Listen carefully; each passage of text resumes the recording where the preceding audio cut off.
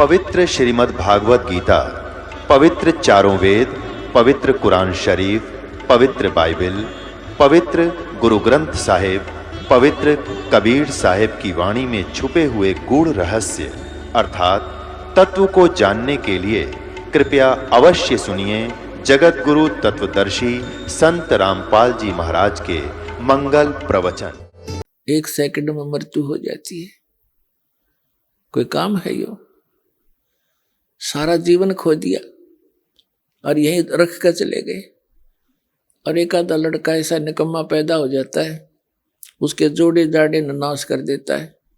पाप का भागी वो बना जो सारी उम्र जोड़ता रहा और बर्बाद कर दिया बेटे ने। और मिलना वही है जो परमात्मा ने प्रारब्ध में लिखा है, किस्मत में जिसका है वही मिलेगा। जब तक वो परमेश्वर कबीर जी की शरण में नहीं आती, और परमात्मा कबीर जी की शरण में आने के बाद फिर तो कहने की आवश्यकता है को नहीं। आपके भाग्य में ना होगा तो देगा परमात्मा आपको, जो आपके लिए अनिवार्य होगा। कोई बकवाद मांगोगे वो नहीं देगा, क्योंकि आप अंडर ट्रीटमेंट हैं। आप परमात्मा के दरबार में मोक्ष उद्देश्य लेकर आइए, उससे फिर सारा ही लाभ हो जाएगा। एक मोक्ष उद्देश्य लेकर आओगे तो आपको सर्व लाभ होंगे, या कोई अन्य ही उद्देश्य लेकर आओगे, कोई संकट निवारण के लिए, कोई पुत्र संतान प्राप्ति के लिए, कोई धन वृद्धि के लिए, वो डिमांड तो यहाँ करना चलो करते तो हैं, बालक हैं, बच्चे हो, कुछ दिनों में इस ज्ञान से आपको पता लग जाएगा। क्योंकि परमात्मा कहते हैं क्या मांगू, अपनी महिमा आप हमें समझाते हैं। क्या मांगू कुछ थिर ना रहाई, और देखत नैन चला जग जाई। 1 लाख पूत 1.25 लाख नाती, उस रावण के आज दीवान बाती। क्या बहादुर बंदे हाथी, आवत संग ना कोई जात संगाती। और क्या बहादुर बंदे हाथी, कहे कबीर अंत की बारी, जैसे हाथ जाड़ के चले जुआरी। जैसे कोई संतान नहीं है वो संतान मांगने आता है, और परमात्मा दयालु हैं, उनको मालूम है कि ये जब तक इसका ये कांटा नहीं निकलेगा ये भक्ति भी ना करे। क्योंकि हम ज्ञान को बाद में, समाधान को प्रथम चाहते हैं। तो वो भी दया यहाँ बख्श दी जाती है, और उनको अच्छी आत्मा दी जाती है। अच्छी आत्मा देगा भगवान, ना किसी संतान ने के फूके। जैसे एक लड़के ने अपनी पत्नी को सता दिया, उसने आत्महत्या कर ली, सारा परिवार जेल में, चाट ले इसी संतान ने। ना होता अच्छा था वो तो ऐसा पुत्र। तो परमात्मा का यहाँ आपको ऐसी कोई वस्तु नहीं देंगे जो आपके वजन में बाधक हो या आपके लिए कोई परेशानी पैदा कर सके। आप बच्चे हो, अब जैसे रोगी है, रोगी कोई बालक है या बड़ा है, वो कुछ भी वस्तु डिमांड करता है खाने के लिए और उसके लिए हानिकारक है, डॉक्टर अलाउड नहीं करेगा, क्योंकि उसका जीवन ले सकती है। तो इसी प्रकार आवश्यक वस्तुएं जो आपको चाहिएंगी, परमात्मा जानी जान है, अंतर्यामी है, आपकी सब सूक्ष्म से सूक्ष्म भी सोच को वो कैच करता है। चिट्टी पायल बाजा पैर, साहिब सुनता है सब लहर।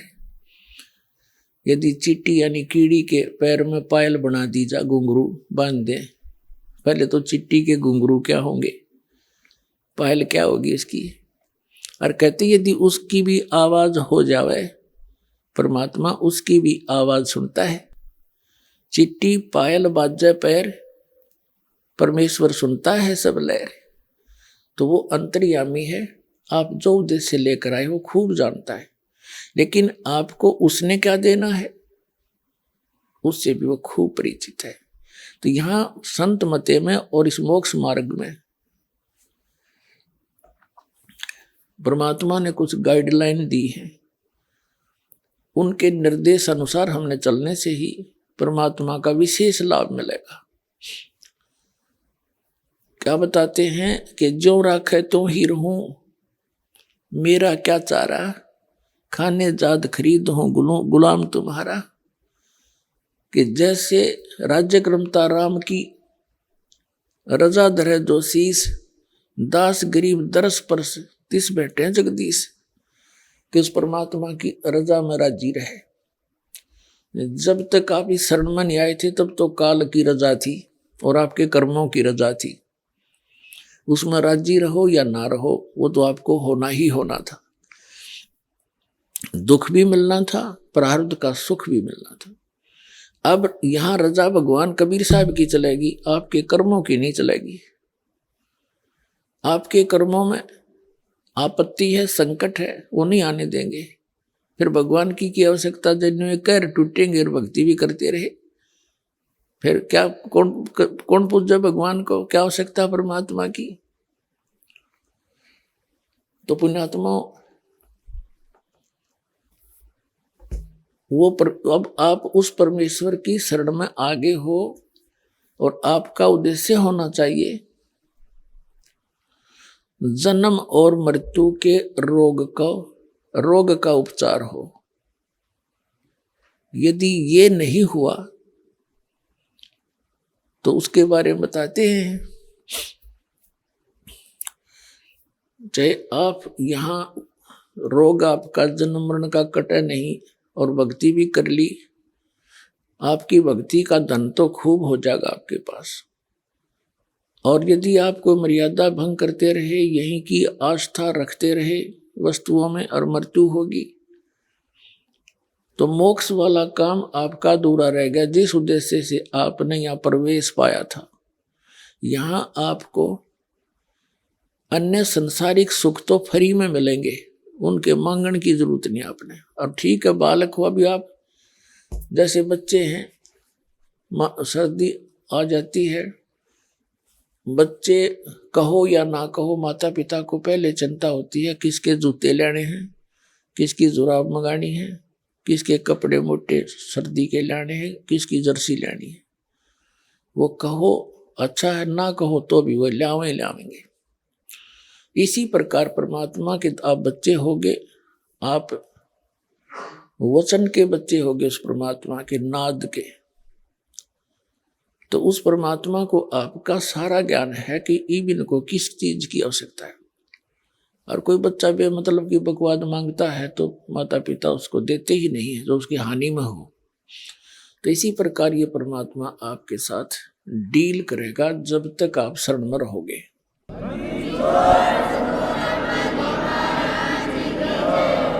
कई भक्त बताते हैं जी, जैसे यहां आपको संसारिक सुख तो फ्री में मिलेंगे, रूंगे में। रूंगा क्या होता है? जैसे हम छोटे छोटे थे तब हमारे गांव में, पहले हम सन 1951 में दास का जन्म हुआ, तो सन 60 के आसपास हम 8-7 साल के समझन जोगे हुए। तो उस समय क्या करते थे, गांव में बाहर के शहर के व्यक्ति कुछ सामान बेचने आया करते, सब्जी, कोई फल, प्याज, इस तरह के। तो वहाँ गांव के जो हमारी दादी ताई, वो क्या करती थी, जैसे उसने सब्जी ले ली, टिंडे ले लिए, और क्या करते थे वो व्यापारी बेचने वाला, एक तखड़ी के तराजू में एक तरफ तो वो अनाज डालती थी, पैसे होते नहीं थे, गेहूं, चने या बाजरा। तो जैसे एक बेले में, कटोरे में वो लाए गेहूं, लाई दादी, और उसने उसकी ताखड़ी में डाल दी। और ने पूछा करती, भाई कितना कैसे देगा? कि गेहूं के 2 बार, गेहूं जो डाल दिया एक पालड़े में, उसके इक्विवेलेंट 2 बार टिंडे तोल के देगा।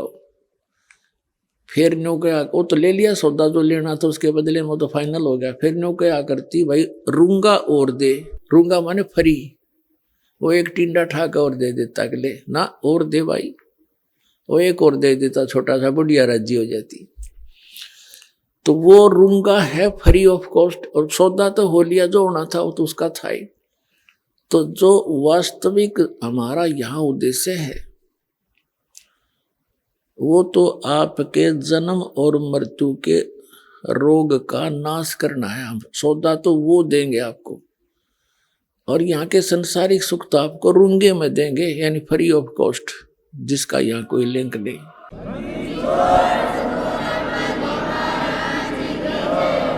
अब आपका, क्योंकि यहाँ जो पूजा की जो विधि है वो ऐसी है परमात्मा की कि संसारिक सुख तो आपको होंगे ही होंगे, ये तो पक्का होंगे, लेकिन ज्ञान इसलिए साथ दिया जाता है कि कुछ दिनों में आपके पास इस माया का बहुत ज्यादा संग्रह होने लगेगा। माया परमात्मा के दरबार में कमी काहे की ना। तो क्या होगा कि परमात्मा फिर साथ साथ ज्ञान देते हैं कि यह माया तेरी दुश्मन भी है, इसका दुरुपयोग ना करना, सदुपयोग करना। अभी तो आप दर दर के भिखारी हो रहे हो, फिर देखना कुछ दिनों के बाद सच्ची लगन ते लगना, आन उपासना नहीं करना, मर्यादा में रहना। तो फिर ये संसारिक सुख तो यहाँ पहले मिलते हैं। जैसे किसान गेहूं बीजता है, उसका उद्देश्य गेहूं बीजना केवल भूस बनाना नहीं होता, उसका उद्देश्य अपना जीवन बचाना होता है कि मेरे परिवार को गेहूं मिले, कणक मिले, भूखे ना मरे। अब गेहूं के अंदर भूस तो पहले बनेगा, बाद में गेहूं बनते हैं। गेहूं बीजा जाता है तो उसका पौधा खड़ा होता है, वो बाद में जाकर बाली आती है, और उन बालियों में गेहूं होते हैं खाने वाले, और शेष सारा भूस होता है, वो पशुओं का चारा होता है। तो ये परमात्मा की भक्ति ऐसी है जो आपको दी जाती है। पहले तो भूस तो बनेगा, इसका हमारा उद्देश्य नहीं है आपको ये भूस बनाना या देना, भूस ही देना। हमारा उद्देश्य है मोक्ष, और इन मंत्रों बिना वो मोक्ष नहीं हो सकता, उस भूस के बिना गेहूं नहीं बन सकते। ये एक ऐसा लिंक है एक दूसरे का। जो स्टार्ट में आपको प्रथम मंत्र दिया जाता है, ये आपको ये संसारिक सुख ही देता है, और इसमें प्रथम मंत्र में जो फर्स्ट एंड लास्ट के जो मंत्र हैं, ये आपके मोक्ष के लिए आपकी भक्ति इसके साथ साथ बनती रहेगी जब तक सतनाम नहीं मिलेगा। तो ये जो इन 5 प्रधानों के नाम आपको दिए जाते हैं, आपका कनेक्शन कट गया, भक्तिहीन हो गए, पुनर्जन्म के पुण्य रहे नहीं, तो नए सिरे तो चार्जिंग लानी पड़ेगी। तो धीरे धीरे चार्जिंग बढ़ती चली जाएगी, आपकी बैटरी फुल हो जाएगी। कुछ भी काम करिए फिर तो कुछ ही दिनों में आपके बहुत काम सरेंगे, बहुत लाभ होगा, और अन्य व्यक्ति आपको देखा करेंगे, न सोचा करेंगे इनका क्या हो गया, ये कहाँ से आओ इनके इतना पैसा। एक भक्त बता रहा था जी, हमारे पड़ोसी यूं कहें कि यूं वहां जाता है बरवाला, और बरवाला के क्रोथा में हमारा आश्रम था, क्रोथा कांड हुआ, जो बदनामी हमारी खूब करी थी न बेतुकी। वहां नोटा की बोरी पागी है, वहां पता नहीं कि बकवास पाई। तो नो ऐसे कहते हैं दूसरे पड़ोसी आपस में, जो कहेंगे वहां जाते हैं इनके महाराज जी पैसे देते हैं इन्हें, और इसलिए इनका साइकिल का भी ब्योत नहीं था, और 2 गाड़ी चला आज।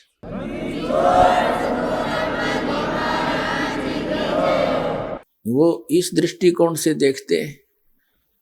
तो बच्चे आपस में बातें कर रहे थे, कहने लगे जी हम कहें तो वो ठीक है, माया तो यहीं से मिलती है हमारे को, लेकिन जिस तरह वो सोच रहे हैं वह सोच गलत है उनकी। हम उनसे कहते हैं, जो हमसे डायरेक्ट कह देता है तो उसको हम भी कहते हैं आप भी आ जाओ, आपको भी दे देंगे, महाराज जी तो खूब माया बांट रहे हैं। तो ये माया सतलोक से आ रही है आपके लिए, यहाँ की नहीं है ये। क्योंकि आपके भाई यहाँ तो सीमित इनका बजट है यहाँ का। अब जैसे पुण्यात्माओं एक बार हरियाणा प्रांत में फ्लड आ गई थी सन 1995 में, और इतनी फ्लड आ गई कि यहाँ का बजट उस समय मुश्किल से 700-800 करोड़ का था, और यहाँ आनी होगी लगभग 2000 करोड़ की। वो अक्षति पूर्ति के लिए हरियाणा सरकार का बजट नहीं था जो उसने पूरी कर दे, तो सेंटर ने ऐड दी थी, और वो सबको वो सुविधा मिली। किसी का ट्यूबवेल खराब हो गया था, किसी का मकान गिर गया था, किसी का कुछ हो गया था, उनकी अक्षति पूर्ति हुई तो सेंटर ने की। तो इसी प्रकार इसी 21 ब्रह्मांड का युव्यों तो नहीं है जो आपको यहाँ विशेष सुविधा दे सके। ये सेंटर यानी सतलोक से आओगे आपके लिए ऐड है।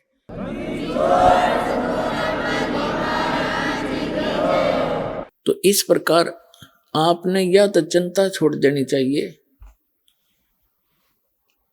कि अब मुझे क्या मिलेगा क्या ना मिलेगा, लेकिन क्योंकि आप दूध के जले हुए हो, छाछ को भी फूकते हो बहुत दिनों तक, समय लगेगा, धीरे धीरे आपको विश्वास हो जाएगा, और विश्वास ही परमात्मा आपको करा देगा। क्योंकि आपको सुख प्रारंभ हुए और आपका विश्वास दृढ़ होने लगा। आपको लाभ मिलेगा जब आप नियम ठीक रखोगे। यदि नियम ठीक नहीं रखोगे तो फिर बात नहीं बनेगी। जब लग हंसा हमरी आना और काल लगे नहीं तेरा बाणा। कबीर परमात्मा कहते हैं, जब तक ये हे हंस, ये प्यारी आत्मा मेरी शरण में रहेगा, तब तक हे काल तेरा कोई अटैक उस पर नहीं हो सकता। और ये परमात्मा के जो नियम हैं ऐसे समझ लेना जैसे लक्ष्मण रेखा होती है। कौन कौन से नियम है? आन उपासना नहीं करनी, जो दास भक्ति बताता है इसमें सभी पूजाएं आ जाती है। इसके अतिरिक्त कोई और पूजा आप अपनी परंपरागत करते हो तो वो शास्त्र विधि को त्याग कर आपका मनमाना आचरण है। श्रीमद् भगवत गीता अध्याय नंबर 16 के श्लोक नंबर 23-24 में कहा कि अर्जुन, शास्त्र विधि को त्याग कर जो मनमाना आचरण करते हैं उनको न तो सुख होता है, न उनकी कोई सिद्धि प्राप्त होती है, न उनकी परम गति होती है। यूजलेस, फिर क्या फायदा डरे ढोने का। और शास्त्र में कुल साधना कौन सी है? पवित्र वेदों में, पवित्र श्रीमद् भगवत गीता में, और पवित्र सूक्ष्म वेद जो कबीर परमेश्वर के द्वारा दिया गया अमृत ज्ञान सच्चिदानंद घन ब्रह्म की वाणी में जो भी साधना लिखी है, उसके अतिरिक्त जो भी हम साधना करते हैं, भक्ति करते हैं, वो शास्त्र विधि को त्याग कर मनमाना आचरण है। चाहे वो पुराणों का से आपने लिया है, चाहे आपने किसी उपनिषद से वो भक्ति ली है, साधना ली है, यदि वो इन परमात्मा के वेद और गीता से नहीं मिलती तो यूजलेस है।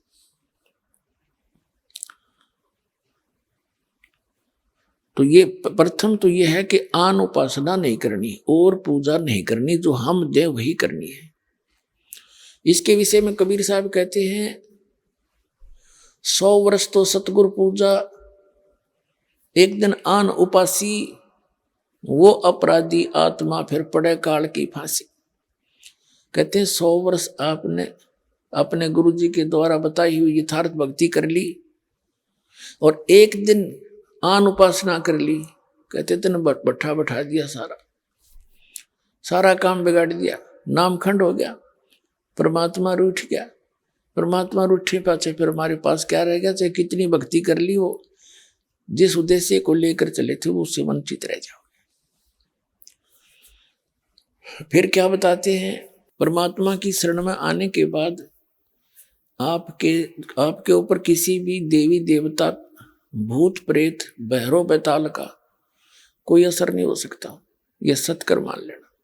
चाहे को करके देख लियो, कितना कुछ कर लियो। हमने बहुत से प्रमाण भी बता रखे हैं आपको बहुत बार, जो यहाँ भक्त आते हैं जिनके ऊपर इन सियाने सप्टिया ने खूब करके देखा, कोई असर नहीं हुआ, उल्टे वही दुखी हो गए। तो उन्होंने स्वयं फोन करके बताया हमारे बच्चों को, हमारे भक्तों को, कि भाई आपकी भक्ति अनमोल है। आज तक हमारे मंत्र किसी पर निष्क्रिय नहीं हुए थे, आप पर ये कारगर सिद्ध नहीं हुए और आप सही लगे हुए। तो पुण्यात्माओं, ये कोई बालकों का बताया मार्ग नहीं है। खुद धनी ने आकर यो ज्ञान दिया अपने बच्चों को जो दास के पास उपलब्ध है।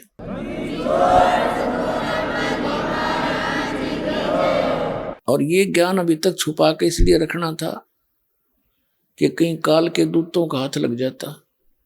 उनके द्वारा जो नाम भी ये भक्ति बताई भी जाती तो असर नहीं करती, क्योंकि अधिकारी के बिना कोई भी काम सफल नहीं होता। एक छोटा सा लाइसेंस बनवा लो ड्राइविंग चालक का, और वो भी डुप्लीकेट है तो जब पकड़ा जाएगा वो सजा का पात्र होगा। विदेश जाने का पासपोर्ट है, वो डुप्लीकेट, वो काम नहीं करे।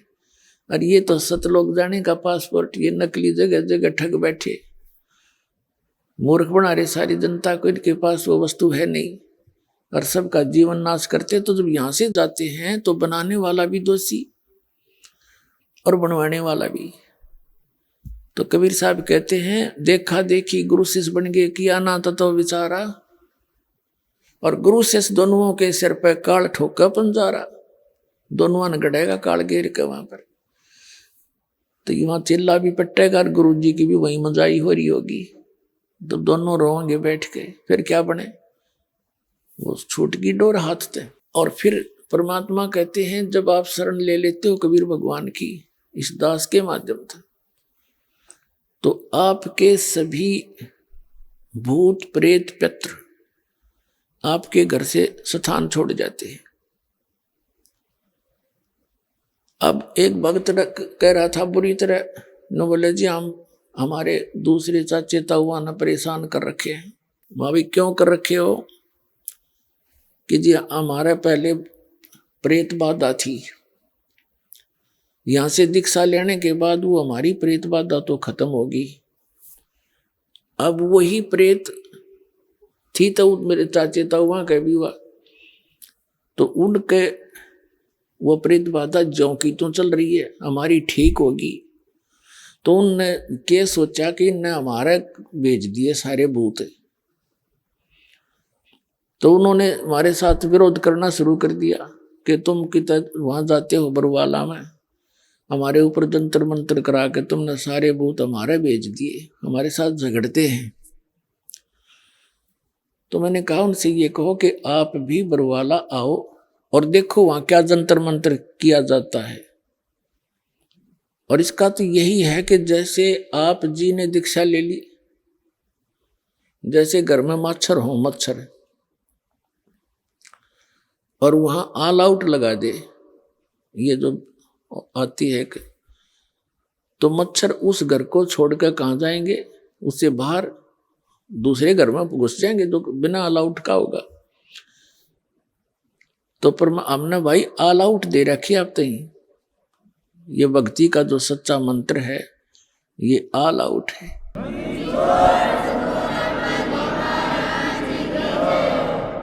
और उनसे भी कहो कि वो भी आके यहाँ ले लें ऑल आउट, वो फिर अपने आप वो भी सुखी हो जाएंगे। अब जैसे कबीर साहब कहते हैं कि एक समय ये जितने भी भैरव भूत पित्र और ये देवता देवी मेरे पास आकर खड़े हो गए और कहने लगे, जो आपकी पूजा करते हैं, आपको मानते हैं, वो हमें नहीं पूजते। अब हमें बताओ हम कहाँ जाएं, हमें ठौर बताओ। कबीर साहब ने कहा, जो मेरी पूजा नहीं करते वो तुम्हारे लिए ही है, उनको लूटो खाओ। देवी देव ठाडे भये, देवी देव ठाड भये, हमको ठोर बताओ। जो मुझको पूजे नहीं उनको लूटो खाओ। जाओ तुम जो मुझे नहीं पूछते खाओ।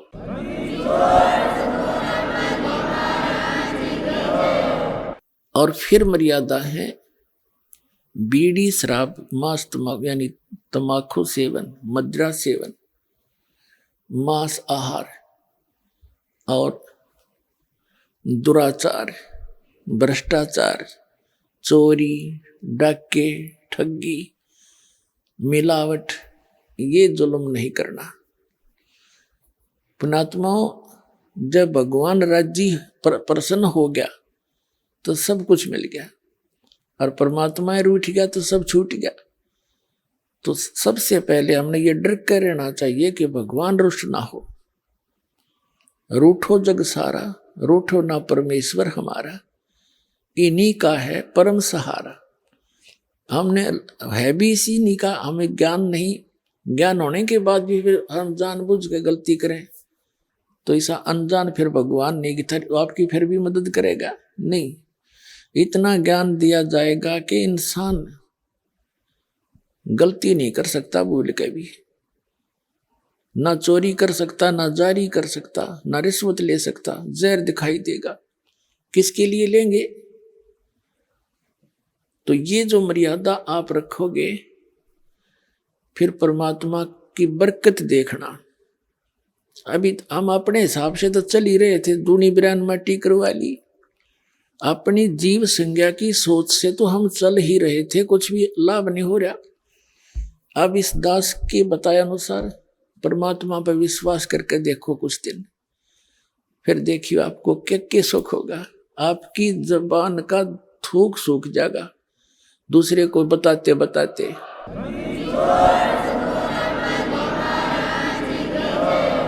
तो पुण्यात्माओं, ये दास कोई बालक नहीं, अनजान नहीं, कोई मांगने खाने वाला नहीं, या कोई रोजी रोटी का उद्देश्य लेकर इस मार्ग पर नहीं लगा।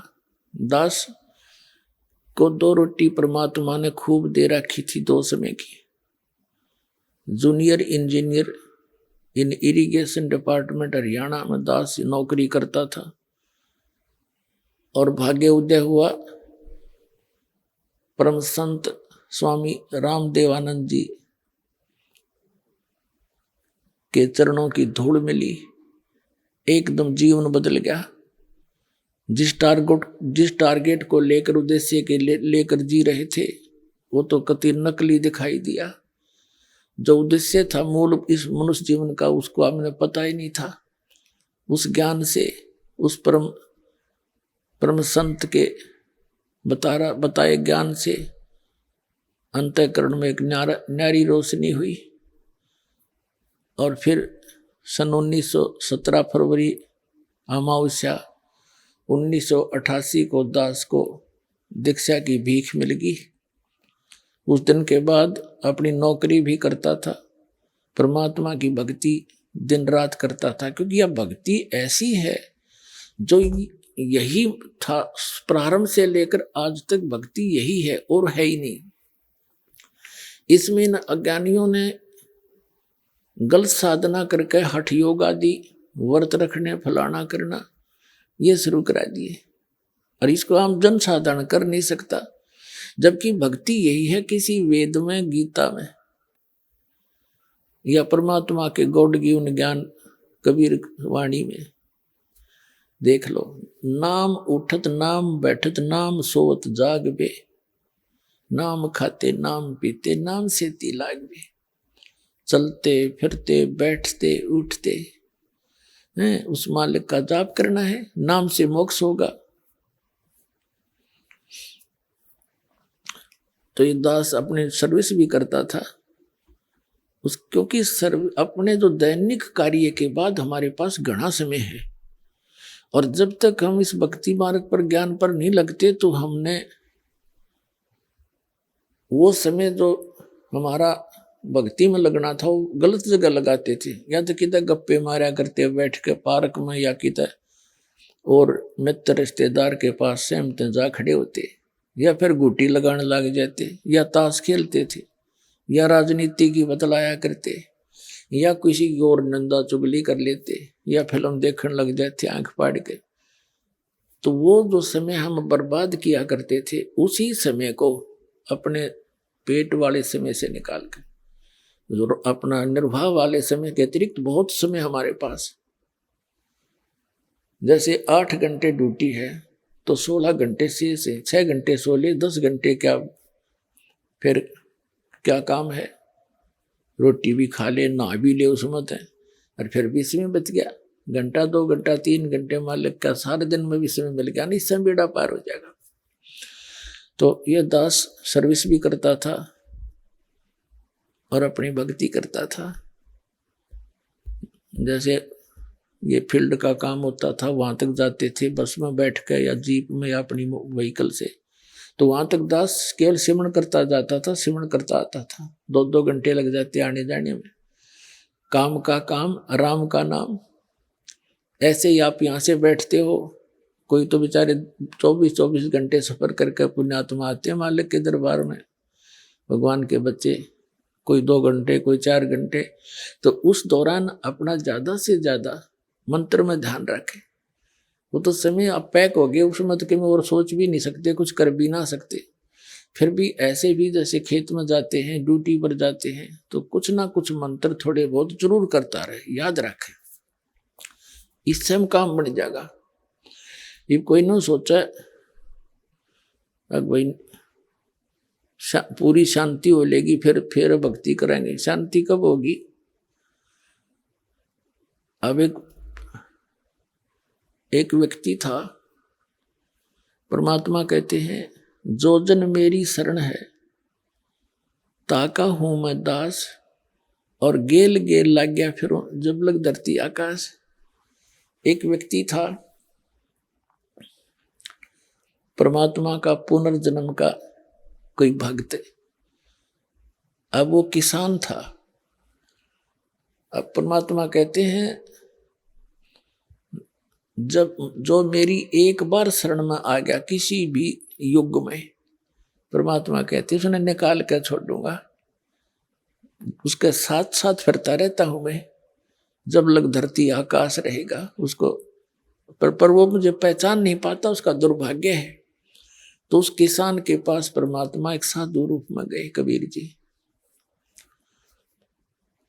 किसान से कहा, बैठ गए किसान, क्योंकि पूर्व जन्म के जो पुण्यकर्मी प्राणी हैं उनका स्वभाव बहुत अच्छा होता है। साधु संत अतिथि का बहुत सत्कार करते हैं। बड़ा सत्कार किया, आओ महाराज बैठो महाराज, हैं भाई, नहाओ धुआए, कपड़े धोए, बच्चा तक कवा के धोआए, खाना खिलाया।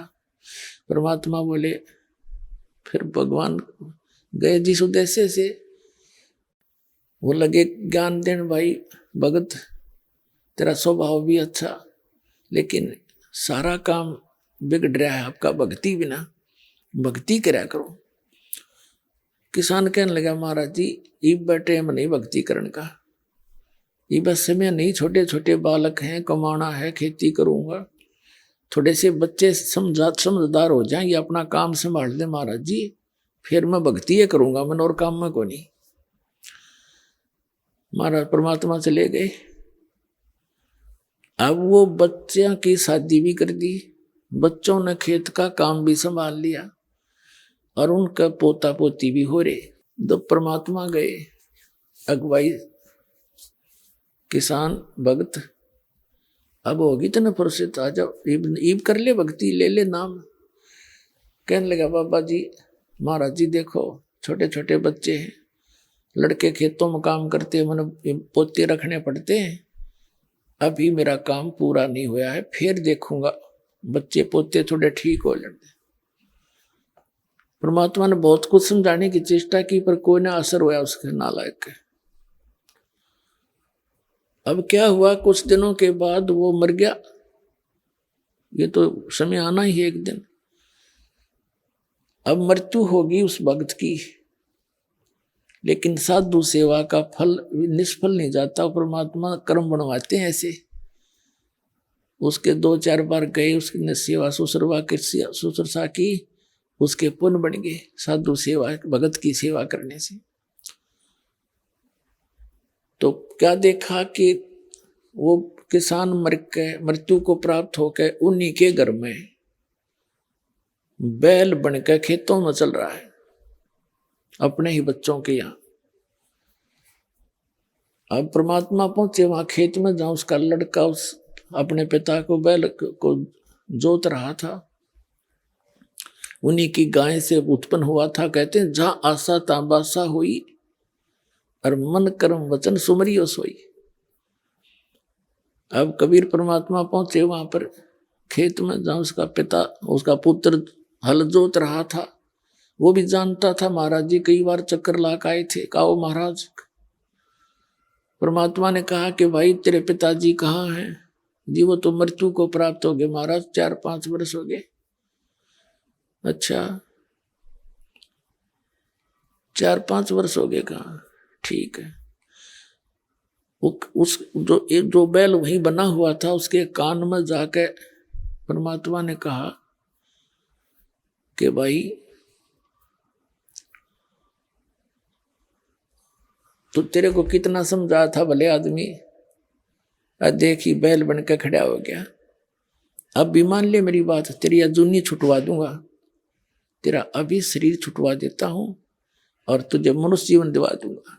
अब परमात्मा तो सबकी भाषा समझते हैं। वो बैल कह रहा मन मन में, अक बाबा जी तेरा दिमाग खराब हो रहा है, अब मैं मर गया, यहाँ कोई और बैल आ जाएगा और वो काम ठीक करे नहीं का तो मेरे बच्चा नानी नहीं हो जाएगी। अरे तेरा गजब हो, देख कहां तक का ठेका ले रखा है। परमात्मा बोले भाई ठीक है, मत मान। नहीं, कुछ दिनों के बाद वो बैल का जीवन भी पूरा होना ही था।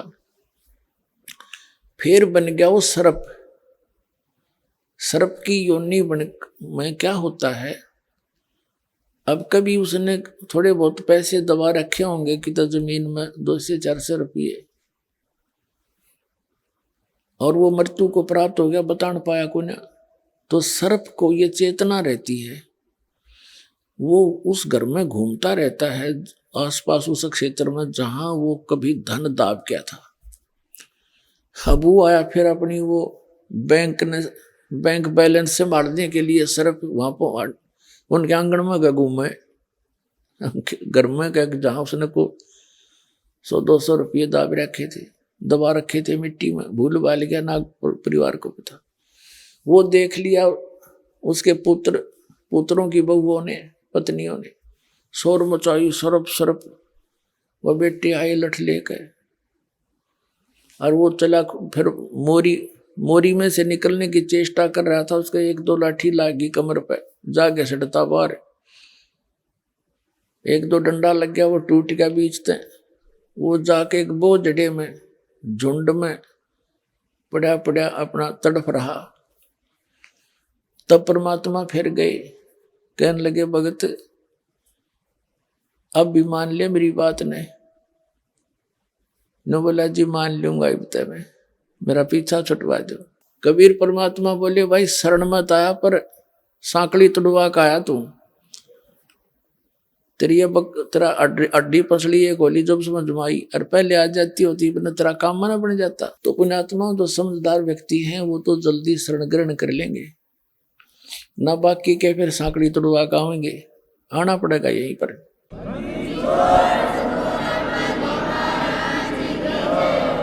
एक माई ने नाम ले रखा था,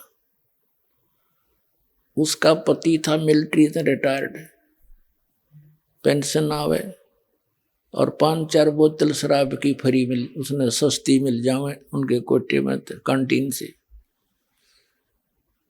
तो उसने अपने पति को खूब समझाने की चेष्टा की। पहले हम भी घर घर जाते थे, दास भी, मैंने भी खूब समझाने की चेष्टा की, भाई भक्ति कर ले। न बोला देखांगे एक बार नहीं। अब वो उसकी पत्नी कहती जी यू शराब नहीं छोड़ता, शराब छूट वाली लत से इसमें। अब उसने वो फ्री की बोतल सस्ती दिखे थी, उससे न बढ़िया मान रहा था अमृत। 4-5 वर्ष के बाद उसका गले में कैंसर हो गई और सारा ट्रीटमेंट करा लिया, लास्ट स्टेज पर आ गई। अब उसकी पत्नी बोली, ने बोला ये मेरा केरा होगा। उसकी पत्नी बोली मेरे पास तो एक केरा है, तू वहां चल, करोथे आश्रम थे। नो बोला, तब कहता मैंने कहीं ले चल, मैं वहीं चल पड़ूंगा। बता, जब दुर्गति होली और जब ठीक ठाक शरीर था, जब तब बकवाद बाम थी, वह वहां लेकर आई। मैंने देखा वहां पे ये वही भगत है, अको वही है जी। मैंने उससे कहा क्यों भाई, जब तक हमारी बात तने कड़वी लाग गई थी, उस पर बोला नहीं जा, नो आख्या में पानी पड़े, गलती बन गई, नो सहज करे। भाई देखो अब तक बात ने घड़ी बिगाड़ ली, नाम ले ले, भक्ति करे, तेरे जितने सांस रह रहे हैं इसमें अपने परमात्मा की भक्ति कर ले, तेरे मनुष्य जन्म जरूर मिल जाएगा, कति खत्म तो हो लिया। तो वह न्यू बोली उसकी पत्नी, में लाइए न्यू हो इसने, मन तो बेरा था तो खत्म तो हो लिया, इसका वह दृढ़ विश्वास भी ना बना इतना। और दृढ़, मैंने कहा जब तू दृढ़ विश्वास कर लेगा तेरी कैंसर भी ठीक कर देगा। रो वह न्यू करे,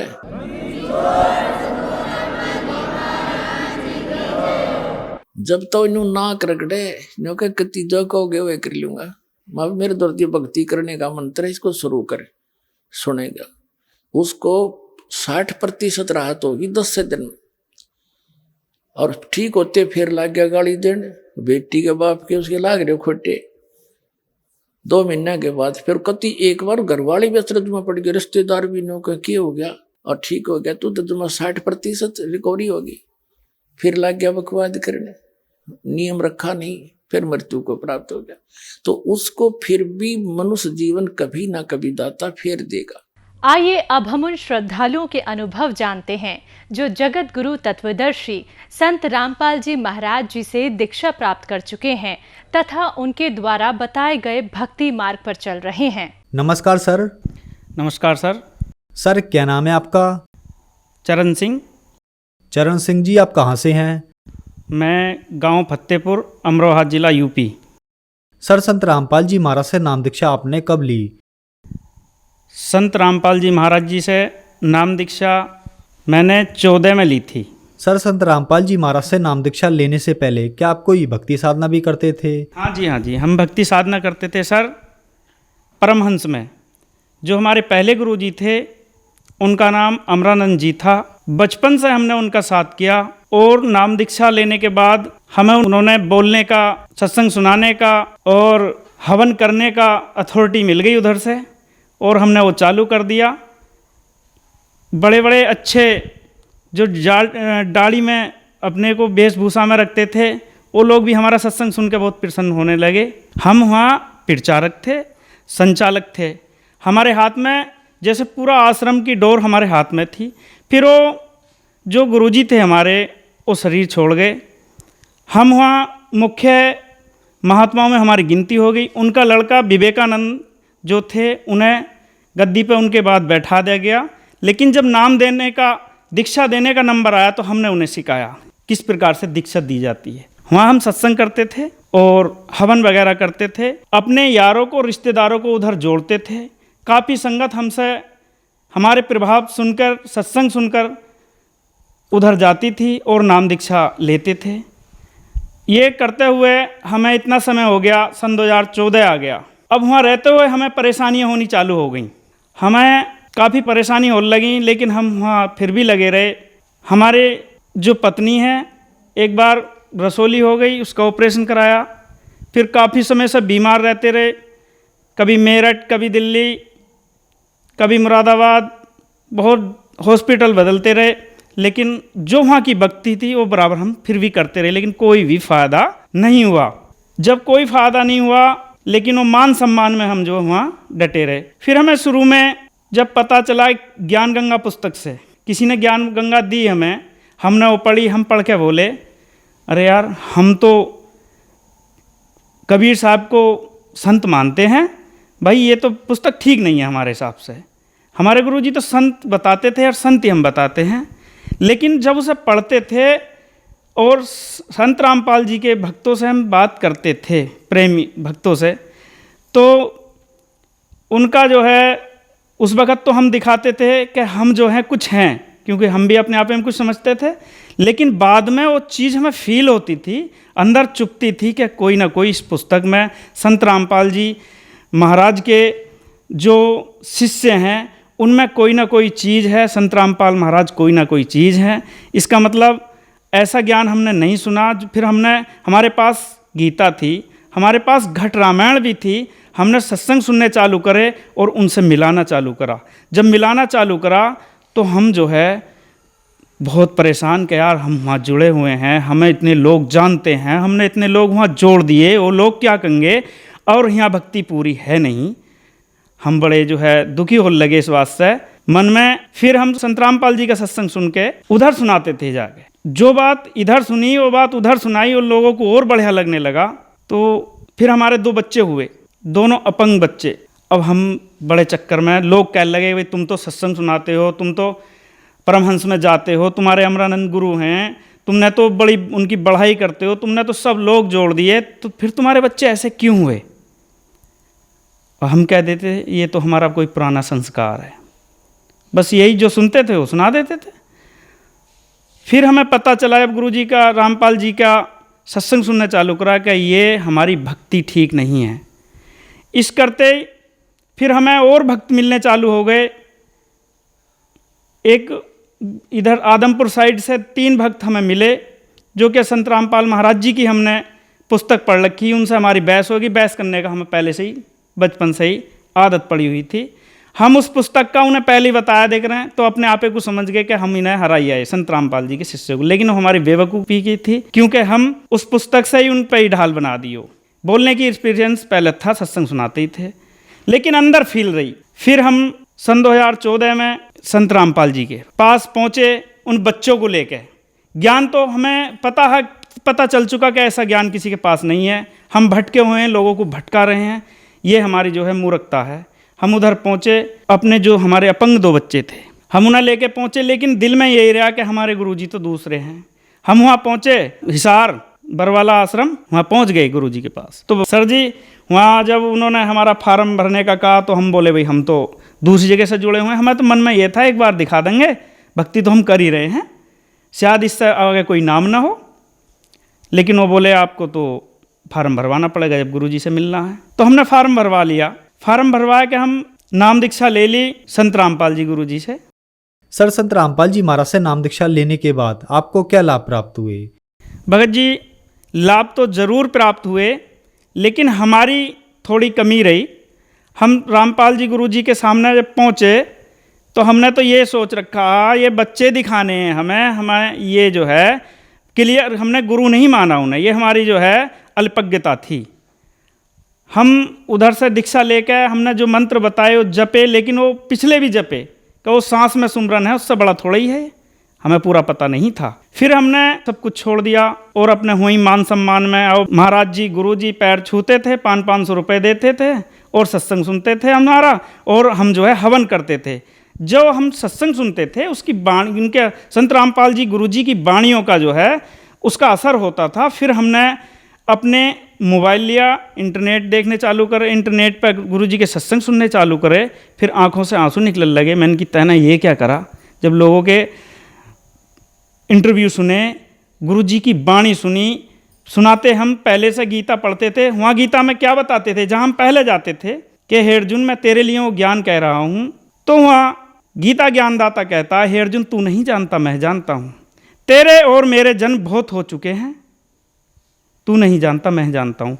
अब इस बात को हम भी सुनाते थे और सुनते भी थे। लेकिन जब संत रामपाल जी महाराज जी के वाणी सुनी हमने, उन्होंने कही कि इसके तो जन्म हो रहे हैं, मर रहे हैं, इसकी भक्ति करने से क्या फ़ायदा है। ओहो, दिमाग खुल गया। मैंने कि बताओ, हम तो इसे बोलते थे और जो हमारे पहले वाले गुरुजी थे वो बोलते थे, लेकिन उन्हें पूरा नहीं पता। इसका मतलब संत रामपाल जी ही पूर्ण संत हैं, जो क्या सही तरीके से वेदों को जानने वाले, शास्त्रों को जानने वाले, इस संसार को मुक्त करने के लिए आए हुए हैं।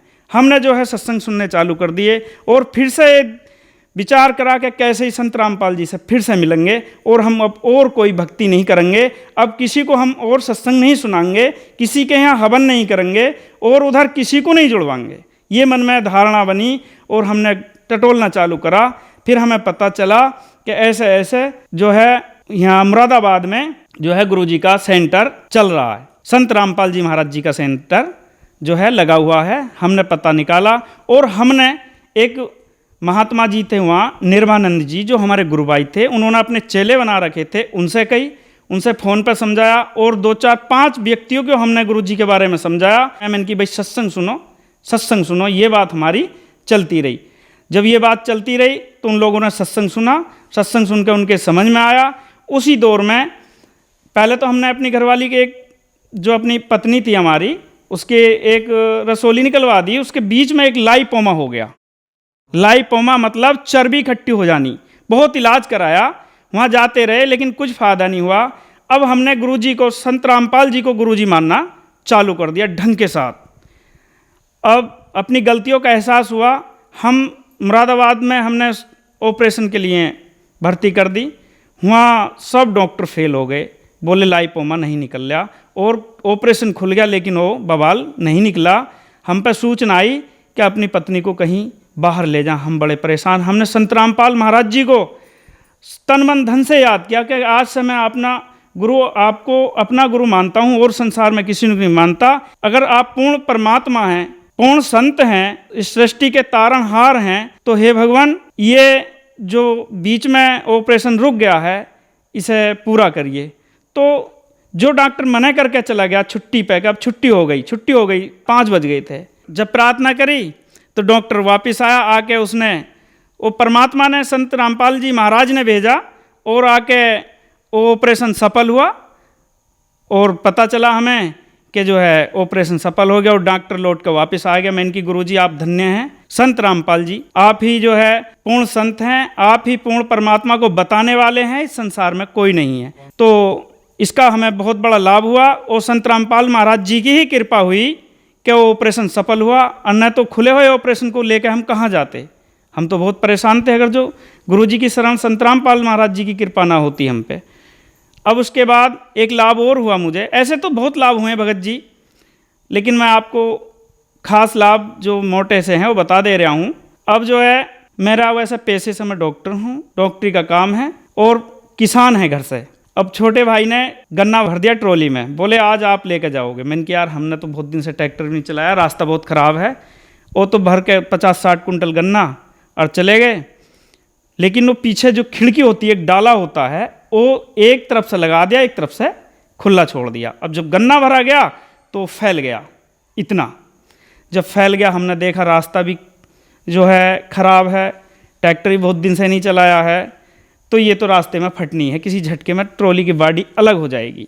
कई जने हमने इकट्ठे करे, वो भींचना चाहा, लेकिन उसमें जब इतना लोड था वो एक रत्ती भी नहीं डाले की तरफ बाडी हुई। हमने जो है छोड़ दिया। मालिक का, संत रामपाल महाराज जी पे विश्वास करके राम मंत्र का सुमिरन करते हुए हमने ट्रैक्टर चालू कर दिया। सहरे खच्चों में कच्चे बहुत गड्ढे, लेकिन वो चला गया। अगर जो हम गुरुजी के शरण में ना होते तो बीच में ही ट्रॉली फट जाती। हम मील पे पहुंच गए, हमें कोई ध्यान नहीं रहा, हम सुमिरन में रहे। वहाँ कांटे पे ट्रॉली तुल के पंजे पे पहुंच गई। वहाँ जब पंजे पे पहुंची तो पंजे ने तार दी। 2 पुली जो है मालिक की कृपा से उसी टाली की तरफ चली गई। हम उन्हें तार न गए तो हमारे डैडी, हमारे पिताजी हमारे साथ थे, तो मुझसे बोले कुंदा किसने लगा दिया, तैने लगा दिया। मैंने कि मैं कैसे लगा दूँगा, तो 10 आदमी उसने बिच रहे। ओहो, मैंने कि ये बंदी छोड़ने लगा दिया। अन्य रास्ते में ही ये तो ट्रॉली भी खड़ जाती, दूसरा ट्रैक्टर आता, दूसरी ट्रॉली आती। बंदी छोड़ सदगुरु रामपाल जी महाराज जी की कृपा हुई, वो बहुत बड़ा लाभ मिला। अन्य हम तो बहुत परेशान हो जाते। तो छोटे मोटे लाभ तो मिलते रहे। और जहाँ तक है, जहाँ हम पहले रहते थे वहाँ पूर्ण ज्ञान नहीं था और ना ही सृष्टि पे पूर्ण ज्ञान है। अगर आज कोई वेद शास्त्र देख के गुरुजी की नकल करना चाहता हो तो नकल ही रहेगा, वो पूर्ण गुरु नहीं हो सकता। चाहे किसी पंथ का है, किसी भी धर्म का है, कुछ भी है, उसके गुरुजी भी संत रामपाल महाराज जी हैं। वो अपने को माने कि मैं उन्हीं का शिष्य हूँ, चाहे वो कहीं संस्था चला रहा है, कुछ भी है, उनसे अलावा संसार में कोई भी पूर्ण संत नहीं है। मेरी आंखों में बहुत बचपन से जलन रहती थी, आंख धोने के बाद मींटता ही रहता था। वह जो पहले मैं वहाँ जहाँ जुड़ा हुआ था परमहंस में, वहाँ भजन करना बैठा तो यूं मींटता रहता था। कोई लाभ नहीं होते थे, दुनिया को सिखाते थे, लेकिन हम खुद परेशान थे। लेकिन संत रामपाल महाराज जी की कृपा से बहुत दवाई करी, पहले कुछ नहीं हुआ। जब संत रामपाल महाराज जी की शरण में आने के बाद एक बार थोड़ी सी सरकारी अस्पताल से दवाई ली और उस दो एक बार डाली, फिर यही पता नहीं हो कहाँ गई। आँख है कि जलन आज तक बिल्कुल ठीक है, बिल्कुल स्वस्थ है, और ना ही कोई, और आँख में डिफेक्ट बताया कि एक आँख से तुम्हारी कम चमकता है। मैं बिल्कुल ठीक हूँ, मुझे अब कई साल हो गए, मैं बिल्कुल स्वस्थ हूँ। महाराज जी की, गुरु जी की, संत रामपाल महाराज जी की विशेष कृपा रही, और उनके बताए रास्ते से हमें परमात्मा का पूर्ण पता चला। पूर्ण परमात्मा कबीर साहिब हैं, जिन्हें हम संत मानते रहे, भक्त मानते रहे। वही संसार के पालनहार हैं, वही ब्रह्मा विष्णु महेश के दादाजी हैं, वही हमारे सब कुछ हैं, और संत रामपाल महाराज जी की कृपा से हम उद्धार होंगे। सर, आप पेशे से डॉक्टर हैं और आप शुरुआत में एक आश्रम के संचालक और प्रचारक भी रहे। सर, कुछ लोगों की धारणा है कि संत रामपाल जी महाराज से उनके अनुयायी अंधश्रद्धा के तहत जुड़े हैं, क्या ये बात सही है? ये गलत बात है। उन्हें नहीं पता, वो यूँ कहते हैं। संत रामपाल महाराज जी से एक बार जुड़ें, फिर हमसे भी अच्छा इंटरव्यू देंगे, क्योंकि यहाँ एक एक बात सत्य है। जो आदमी के साथ गुजरता है वो अपना सुनाता है। जो हमारे साथ उधर गुजरा, हमने यहाँ फॉलो किया। आज जो संत रामपाल महाराज जी के साथ हम जुड़े हैं और यहाँ हमें फ़ायदे हुए हैं, वो हमने फॉलो करे। अंधविश्वास में आज कोई नहीं आता है। आज समाज पढ़ा लिखा है, हमारी पुस्तकें हैं, हमारे धर्म पुस्तकें हैं, पूरे सब धर्मों में जो पुस्तकें हैं वो सब देखे हैं। मैंने घट रामायण को देखा, जब गुरुजी ने बताया 5 नाम काल के जानो, 6वां नाम गुप्त कर रानो। अब मैंने घट रामायण देखी, जब घट रामायण देखी तो एक एक शब्द वही मिला। मैंने कि भाई संत हैं तो ये हैं। मैंने गीता है मेरे पास, छोटेपन से पढ़ी है, संतों का साथ करा है, वो वहाँ अधूरी बातें थी, यहाँ पूरी मिल रही हैं। अंधविश्वास नहीं है यहाँ तो श्रद्धा है, यहाँ तो पूर्ण भक्ति है, और यहाँ पूर्ण शक्ति है, यहाँ पूर्ण संत हैं, यहाँ पूर्ण परमात्मा है, बाकी संसार में कहीं नहीं। सर, जो दर्शक आज आपको टीवी पर देख रहे हैं, आप उन्हें क्या संदेश देना चाहेंगे? मैं संदेश तो नहीं दे सकता, संदेश तो पहले ही उल्टे सीधे बहुत दिए उधर जहाँ हम पहले थे। आज संत रामपाल महाराज जी की शरण में हैं। मेरे हाथ जोड़कर निवेदन है कि भाई अपना अनमोल समय, ये मनुष्य शरीर मिला हुआ है, बार बार नहीं मिलता है, इसके लिए देवता भी तरसते हैं। ये भजन करने के लिए मिला है। इधर उधर की भक्ति में वो भजन नहीं है, वो ताकत नहीं है जो संत रामपाल महाराज जी की भक्ति में ताकत है। अपने आप को संत रामपाल महाराज जी के शिष्य बना के और पूर्ण भक्ति, पूर्ण संत की शरण में आकर पूर्ण भक्ति करके अपने इस जीवन का लाभ उठाएं। अन्यथा ये मनुष्य शरीर जैसे मिला वैसे चला जाएगा, कोई फायदा नहीं है इस शरीर में आने का। जल्दी से जल्दी संत रामपाल महाराज जी की शरण में आएं और पूर्ण भक्ति करके पूर्ण मोक्ष प्राप्त करें। सर, संत रामपाल जी महाराज से नाम दीक्षा कैसे ली जा सकती है? संत रामपाल महाराज जी से नाम दीक्षा लेने का बहुत ही सरल उपाय है। गुरु जी ने, संत रामपाल महाराज जी ने इतनी बड़ी कृपा करी है, हर शहर में, हर जिले में सेंटर, नामदान सेंटर खुल गए हैं। टीवी पे पीली पट्टी आती है नीचे, उस पर फ़ोन नंबर आते हैं, उन पे नंबरों पे फ़ोन करके अपने नज़दीकी सेंटर का पता निकालें और जा कर के वहीं से ही नामदान ले लें। धन्यवाद सर। सत साहिब।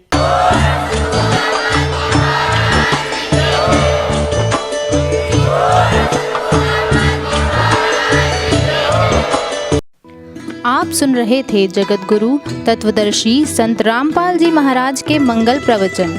अधिक जानकारी के लिए संपर्क करें।